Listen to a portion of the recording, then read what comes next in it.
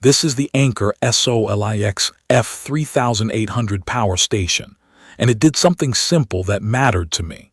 It kept my fridge, my internet, and a room heater running through a neighborhood outage without a single hiccup or any scrambling on my part. I would put this in the home backup and serious off-grid category. It is the kind of power station you buy when you want real household-level power without installing a permanent generator. It makes the most sense for people who deal with storms and outages, folks with cabins or recreational vehicles, or anyone who wants a reliable base unit for a garage workshop. If portability is the top priority for you, this is not the small weekend battery you toss in a backpack. It is closer to a compact appliance that lives in one place and just works when you need it. The first thing I noticed is the build. It looks and feels like a serious tool. The silver body is sturdy, the corners feel reinforced, and the wheels are not an afterthought. I was skeptical when I read the weight. We are talking about roughly 132 pounds. That number gave me pause.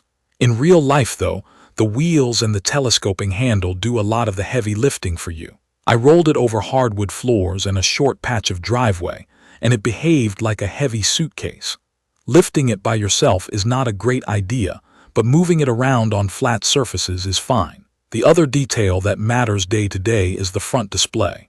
It is bright, easy to read from across a room, and it tells me exactly what I need to know. I can see remaining battery, live input and output, and charging status at a glance. I did not have to decode any tiny icons. Getting it up and running was straightforward. Out of the box, I charged it from a wall outlet, turned on the main power, and flipped on the alternating current section. That first charge was quick enough that I did not feel like I was waiting around.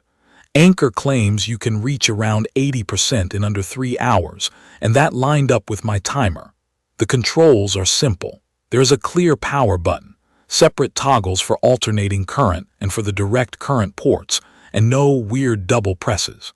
The application on my phone paired easily and let me schedule charging windows and see more detailed stats, but I ran it for a while without the application just to see what a new owner might experience. The basics do not require a manual.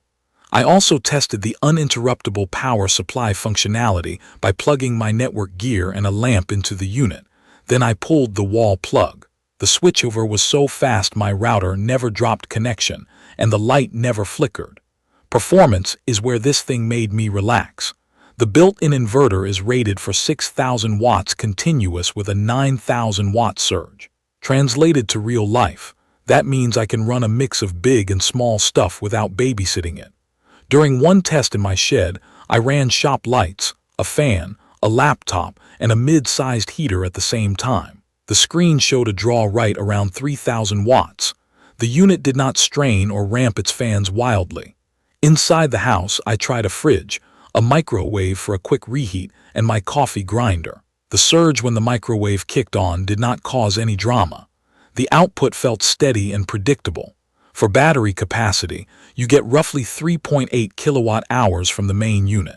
That number matters because it is enough to cover a typical evening of core loads for me. Fridge, internet, lights, a couple of device charges, and an hour of space heating in a small room. I could stretch it to an overnight with careful use. On the charging side, I plugged in a set of solar panels on a clear day. The input peaked close to what Anker lists as a 2,400 watt solar limit. With good sunlight, the recharge was quick enough to make daytime top-ups realistic if you are off-grid. Real-world use is where I judge products like this.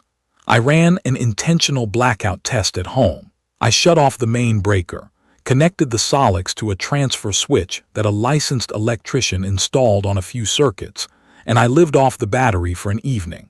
The fridge cycled, the network stayed on, we cooked a simple meal with a toaster oven, and I used a small heater to take the edge off in one room. The handoff when I cut grid power felt seamless. That uninterruptible power supply behavior matters when you have a desktop computer or medical device that absolutely cannot drop. Later that week, I took it to my shed for some tool use. A miter saw and a vacuum for dust collection can be a tough combo.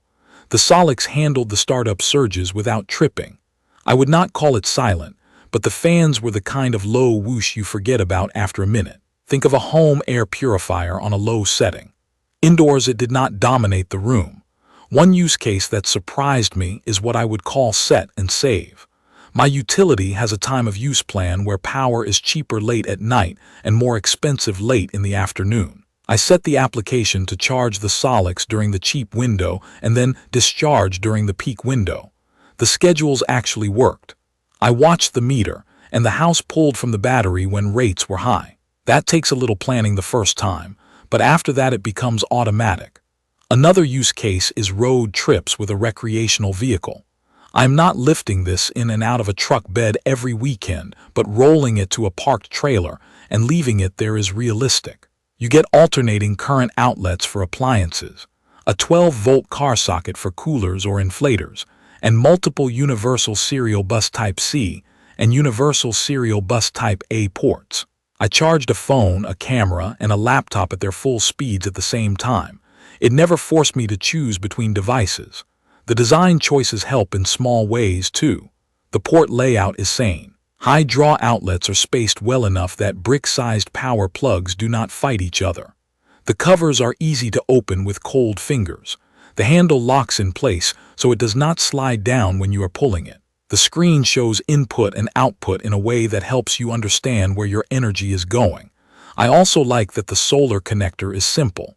I did not need proprietary adapters. I clicked in my panel leads and I was done. Safety and longevity were concerns for me before I tried it. Storing a large battery in a garage can make people nervous. The chemistry here is lithium iron phosphate, which is known for stability and long cycle life. The internal battery management system monitors temperature and voltage. I left it in a closed garage on a mild day while it was charging, and it stayed cool to the touch. From what I have seen so far, the fans ramp gradually and do not spike to a loud pitch. The manufacturer talks about years of use. I obviously have not owned it that long, but I have cycled it many times already, and the capacity readouts are still consistent. The warranty is 5 years, which is a reassuring number for a product that sits at the heart of emergency plans. There are some trade-offs to be aware of. The size means you need a home for it. In my case, it lives along a garage wall near the transfer switch. It measures a bit over 2 feet in length and around 1.5 feet in width and height, so you will want to plan a spot where the handle and wheels have room. If you are thinking about tossing it in a compact car for a quick camping trip, I would look at something smaller. This is better as a base station that occasionally travels, not a frequent flyer. Another note is that while alternating current charging is quick, solar charging speed depends a lot on your panels and your weather. On cloudy days, I saw much slower rates, which is normal but worth mentioning. The expandable design is the part that makes it feel future-proof. I started with the main unit and then borrowed an expansion battery to test. The process was plug and play. The total storage jumps as you add packs, and you can stack up to 6 of them. That gets you over 26 kilowatt hours, which is whole home territory for many people. I liked that I could begin with a manageable setup and later grow it if my needs change, or if I decide to cover longer outages. With the expansion attached, the unit balanced charging automatically and reported the combined capacity on the screen. I did not have to mess with settings. Daily use is easy. I treat it like a quiet appliance. When I want it to act as a backup, it stays plugged into the wall with the alternating current and direct current sections turned on, feeding a small circuit group through the transfer switch. When I want to move it, I turn off the outputs, collapse the handle, and roll it where it needs to go. I clean the dust filters every so often, and that is it. No fluids, no pull cord, no fumes. The difference indoors compared to a generator is night and day. So, who is this for?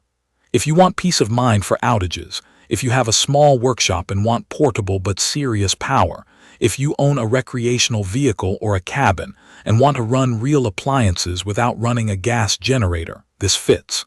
It is quiet, it is simple to operate, and it delivers steady power that feels like wall power. If you need something you can lift by yourself and carry upstairs, or if you only need to charge phones and a laptop on a picnic table, this is more than you need. For me, the combination of fast wall charging, useful solar input, strong surge handling, and the uninterruptible power supply feature made it an easy piece of gear to trust. I will post full information about the Anker SOLIX F3800 power station in the comments section. See you in the following videos.